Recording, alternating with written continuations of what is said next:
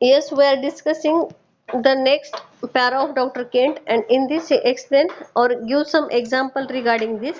That is, if you are a physician and you say that is patient comes to you and you give some medicines, that is your patient is good under the symptom that is of thuja, and in this case, but then the symptoms seem to change, and I have gave such medicines and have never seen such good results in prescribing as I did up to that period.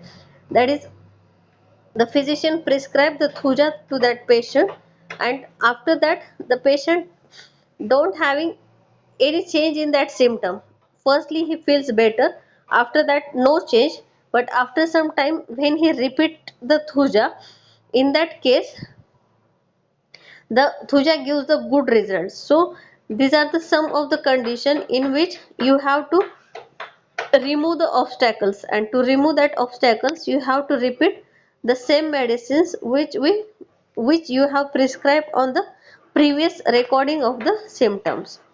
Then the next in the next para Dr. Kent explained as this is the idea, get the original form of the melody.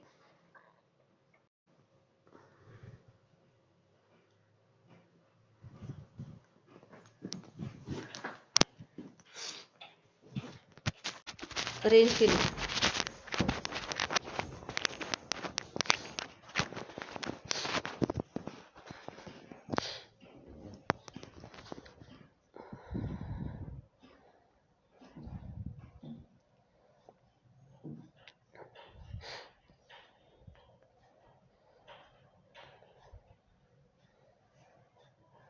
Yes, are you able to listen? Ma'am थोडा आवाज break हा थोडी range गेली होती मध्ये. ठीक आहे ma'am. Okay, so next para we are starting. This is the idea, get the original form of the melody. To this, at times we have to trace through a mass of difficulties and conditions to get back to the original form of troubles, but you must get there, because you will see that in the beginning this melody, in accordance with the law of the divine providence, must have conformed to some remedy that had been created for its cure. The symptoms at that time stood out indicating this medicine, but since then there has been nothing but confusion, nothing that can be tied to nothing that can be examined. It appears to have no relation to anything. Very often we can take up the thread and get back to the remedy that was clearly indicated even 20 years before. If that remedy was indicated then and was not given, the cure that was possible by that remedy or a similar one is the only thing to be considered. That is the only remedy in the case. Since that time, the patient has been continued from the action of the drug. Because it was 20 years ago, there is no reason that you should not think of that drug. The patient disease has not been cured, it has only been changed and modified. But it is the same patient and same sickness requires the same medicine if the disease has been complicated by drugs. However, you cannot always get the action of that medicine which the patient needs for the disease per se, but after the drug has have been antidoted, you will have to give that very medicine that you figured out, and he will be cured. So in this para they want to explain that this may be the condition where if you select some medicine before 20 years in a patient, and after 20 years if patient comes to you, then this may be the condition at that time also that the patient may require the same medicine, as you think that after the 20 years there may be the change in the pathology, there may be change in the disease condition, there may be change in a patient, but these are the condition where the medicine also having that changes during that lifetime. So during that period, or the medicine having that capacity, what are the changes that are occurred in that patient can be the similar to the medicines. So in that case, the same medicines can be required after 20 years also, and the same medicine can make the cure in the patient also. So this is explaining in this para. Then in next para, Dr. Kent explain as it is necessary also to observe the changes all along the line of a progress to know the disease at its beginnings, its earlier manifestation, its symptoms, and its ending. That is, it is necessary to observe the changes all along the line of a progress. That is, along the line of a progress to know the disease in its beginning, its earlier manifestation, its symptoms, and its ending. That is, you must know about the what is the beginning of a disease condition, what is its early manifestation, what are its symptoms, and what is its ending. You find, say, most violent neurologic pains along the course of nerves in an adult patient, and for these you administered remedies until you are tried and get only temporary relief. But you discover that in his childhood he had an eczema, and you will find it looks like meserium, and see its violent neuralgia are similar to those of your patient. The administration of meserium cures his neuralgia and brings back the eruptions that he had in his babyhood, and he goes on to recovery. Without getting that view of the old scald head, you would not have thought of meserium. So in that case, he give one example, that is of meserium. That is, you know about the disease condition also, and you know about the medicine also, very well.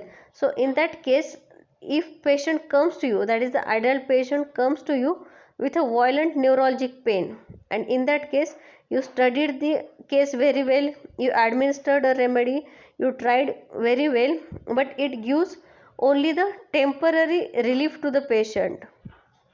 And in that case, if you select a, or you tried very well and gives a temporary relief, but you discovered that in his childhood he had an eczema, that is, after in deep inquiry you find that that adult patient have eczema in his childhood. So if you see that eczema matches with the remedy, that is of meserium, and you that is, if you study the meserium, that is, see its violent neuralgia are similar to those of your patient, that is, what is the symptom of meserium, that is same as of your patient, and in this way you give the medicine, that is meserium, to the patient, and that meserium cures your patient very well.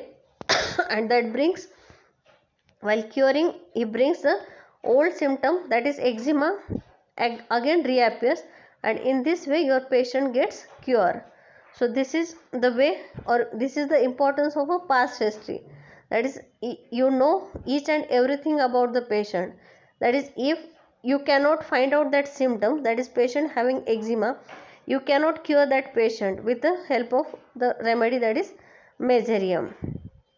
Then in next para, or instead of meserium, sepia may have had the likeness of that scald head, and he may now have the most striking and characteristic symptoms of sepia. For behold the little things that have been put into such a turmoil by bad drugging and are under sepia, and you put your patient on sepia, and these last appearing symptoms go first, and eruption comes back upon the head and behind the ears, and sepia has cured him. When these things seen one after another in everyday practice, the physician must begin to wonder if there is not some truth in it all, and as sure as you live, you practice faithfully, carefully studying your cases, at great length, gathering in everything that was in the beginning. Your cures will be so striking that the multitude will come to you to be healed. You cannot place too much importance upon masking of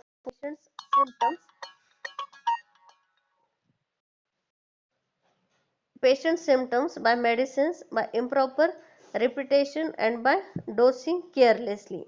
So in this case, if you give the, that is sepia, which is very similar to the measarium, and in that case, that is uh, first you give the measarium and patient gets cure, but along with this, that is, instead of measarium, sepia may had the likeness of that scald head.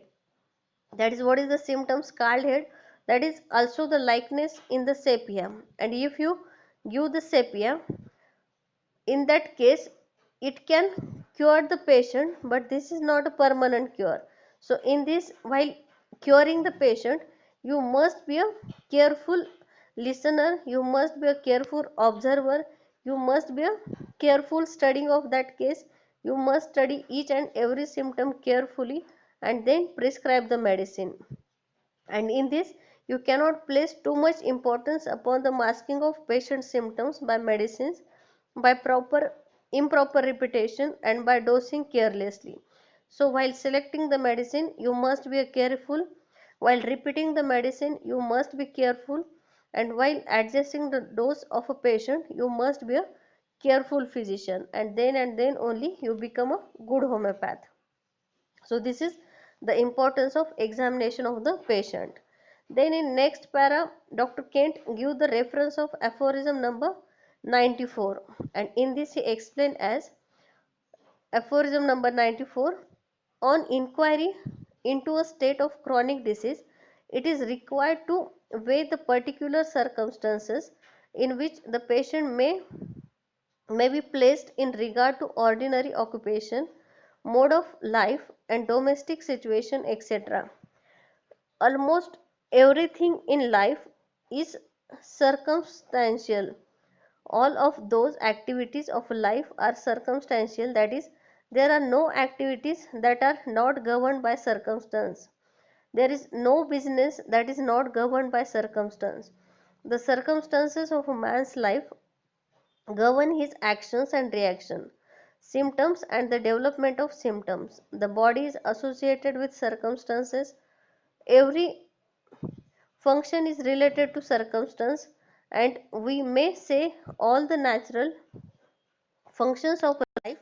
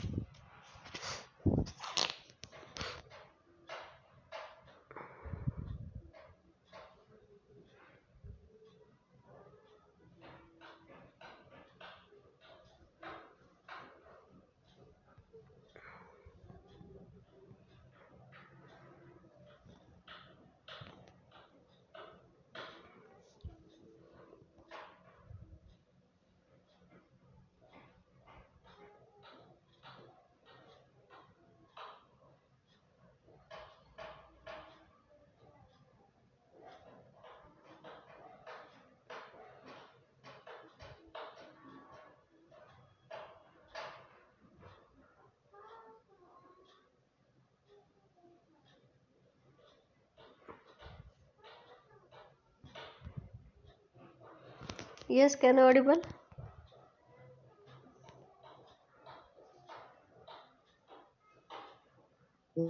Yes, ma'am. Okay.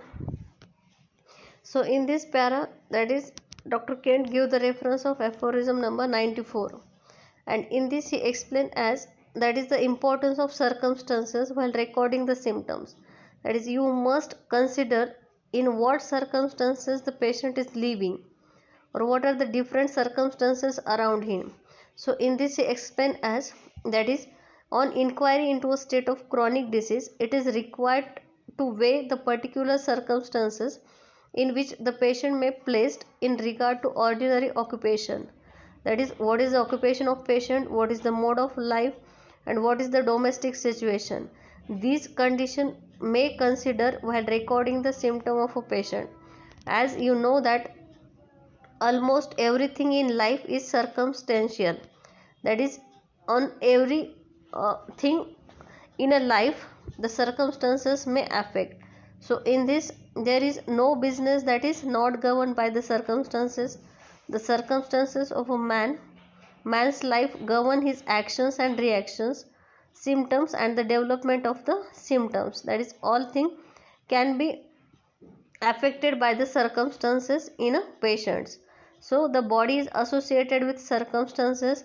Every function is related to circumstance, and we may say all the natural functions of life are connected with circumstances. So without these, we would have nothing to prescribe upon. We would have nothing to a certain image by. We would nothing to form the symptoms. Hence the circumstances of life and habit must be studied with a view to going into the slightest particulars. That is, so while recording the case, you must consider the what are the circumstances of a patient, and that will interfere with the signs and symptoms of a patient. So to illustrate that more particularly and to bring it down to a practical basis, we may say that the examination of every woman relate to her eating, her stool, her menstruation,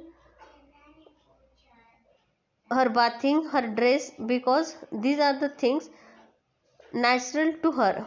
So to illustrate that more particularly and to bring it down to a practical basis, we may say that the examination of every woman relates to her eating, her stool, her menstruation, her bathing, her dress, her, because these are the things natural to her, and these are the circumstances in which her symptoms may come or may not come. So on these circumstances the symptoms may change, it may come or may not come. So it is important to know the circumstances of each and every patient, that is given in this para under the reference of aphorism number 94. Then in next para, Dr. Kent explained as, until the woman is educated to it, she does not understand. What do you mean, doctor? He says, then I say, you have given me these symptoms. You say you have headache, stomach ache, etc. Now, will you proceed to relate to me under what circumstances this headache appears, how it is affected by your changes in dress, by the changes in weather, how it is affected before, during, after your monthly indisposition, and so on. Now these are the natural circumstances. So in this they give one example regarding the woman's daily activities, or how the circumstances affect the woman's signs and symptoms, that is regarding the natural circumstances. Then nextly Dr. Kent explained as, in addition to this, another group of circumstances come up, a group of circumstances somewhat different in relation to ordinary occupation. That is, every person will have circumstances more particular than those in general. That is, every person will have circumstances more particular than those in general. Occupation will make changes in the circumstances of young woman. That is, what is the occupation of that woman, it will make the change in that young woman. She may be standing upon the floor of store all day, and this had produced a condition of prolapse, and she may lead to sedentary life at her work as seem stress, and she may at some other occupation, the circumstances of which will develop her psoric manifestation. So what is the occupation of that female that will leads to his signs and symptoms? That is, if he is standing in a store for all the day, that may produce in her, that is the prolapse. Or if she having a sedentary life at his work, then they may develop a stress in that woman. So that circumstances is most important while considering the signs and symptoms of each and every patient. Then mode of life mean a great many different things. They come in as super supernumeraries over and above the natural conditions and circumstances of life. The natural functions and circumstances of life have to be considered in relation to the mode of life. The mode of life comes in as the exciting cause of disease, whereby sora, which is in the economy, is developed in certain peculiar direction. So, along with the circumstances, along with the occupation, you have to note down the mode of life. What is the mode of life of that patient? And that mode of life comes is and the exciting cause of the disease, as his mode of life can cause the exciting causes of that disease condition, and that will leads to the formation of sora. Then the domestic is often the cause of trouble in women, where maybe marriage to a man who is intemperate with her sexually, she may have a domestic situation that cannot be cured, and it must be examined as to its the prospect of removing it. Things that cannot be removed will develop sora in a peculiar direction. All these circumstances ought to be examined to discover if there is anything that could give birth to and keep up the disease, so that by its removal the cure may be facilitated. So, while giving the reference of aphorism number 94, he explained different points regarding, that is, I will again repeat it, that is, on inquiry into a state of chronic disease, it is required to weigh the particular circumstances in which the patient may be placed in regard to ordinary occupation, mode of life, and the domestic situation. So, in this, while inquiring about the chronic disease, if you are taking the case of a chronic disease, in that case you may give the weightage to the particular circumstances in which the patient is placed. That is, what is the circumstances of patient in which he placed in regard to his occupation, in regard to mode of life, and regard to domestic situation. So in regard to occupation, what is the occupation of that patient that will lead to that disease condition and that make the psoric manifestation in that patient? That is, what is the disease condition? That is the circumstances which will develop her psoric manifestation. So it is important to give the importance to the occupation of that patient. Then secondly, the mode of life. So mode of life, in that, what is the mode of life, what is his regular habits, what is his diet and regimen, how he work in whole day, and in that case that exciting cause of disease will lead, that is, if he do something wrong in that his regular work, that exciting cause make in her uh, that is some signs and symptoms, and these will lead to the psoric manifestation of disease condition, means that leads to the sora. And thirdly, the domestic situation of that patient, in that he takes some example of, that is, a female having a domestic life, in that her husband gives some trouble to her. So in that case, that cannot be treated, and if that cause is not treated, that leads to the formation of sora.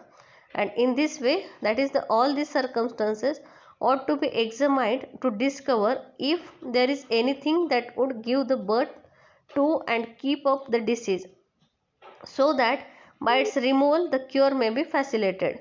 If you find out these different condition, that is what is the occupation, if you find something in occupation, if you find in something mode of life, and thirdly you find some in domestic situation or condition, so in that condition if there is anything that leads to the formation of sora, if you remove that cause, that will make that removal the cure may be facilitated. So in that way the cure may be facilitated if you remove these different causes regarding the occupation, regarding the mode of life, or regarding the domestic situation. So it is important to give the importance to the circumstances, what is the particular circumstances in which your patient is living, regarding occupation, mode of life, and domestic situation. While recording the case you must give importance to these things, and that will facilitate it to your cure of a patient. So it is explaining by Dr. Kent with the reference of aphorism number 94. So in this way we finish the topic number 24 the examination of the patient. Continued part with the topic number 23. Now two chapters remaining regarding this, that is 25 and 26. This is also regarding the examination of the patient, 25 and 26, and in this Dr. Kent also explained the different points regarding the examination of the patient. So all of you understand about chapter number 23 and 24, or any difficulty regarding it?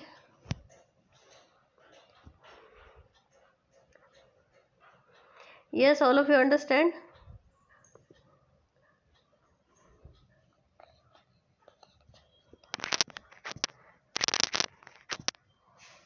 Yes, all of you understand?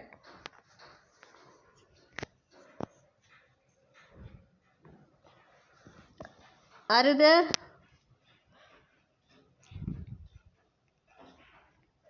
Yes, ma'am. Yes, ma'am. Okay, so we will stop here. In next lecture we continued with the topic number 25. I think Siddhi is absent.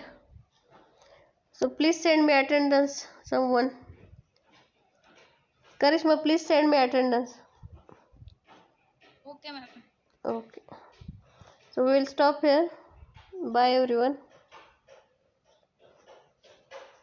Bye, ma'am. Bye. Bye, ma'am. Bye bye. Bye, ma'am.